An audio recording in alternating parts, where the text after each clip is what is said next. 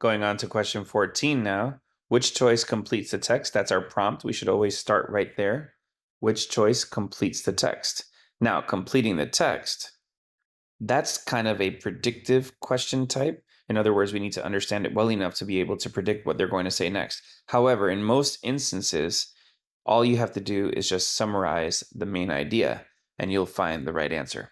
So let's go ahead and start looking.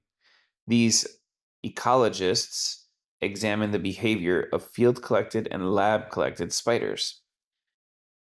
They found a positive association between the high protein diets and aggressive behavior in the field collecting males, and a similar association between high lipid diets and aggressive behavior in the lab reared males. Additionally, field collected spiders showed a preference for flowers manipulated to display ultraviolet fluorescence, whereas lab related spiders showed a preference for flowers dyed with red food coloring that was not fluorescent. They therefore concluded that.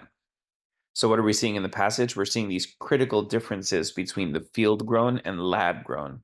For the field grown, high protein led to aggressive behavior, and the opposite for the lab grown. And for the field grown,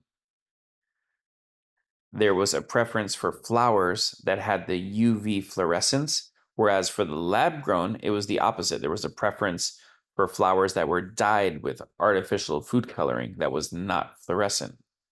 So we're seeing these incredible differences between field and lab grown spiders.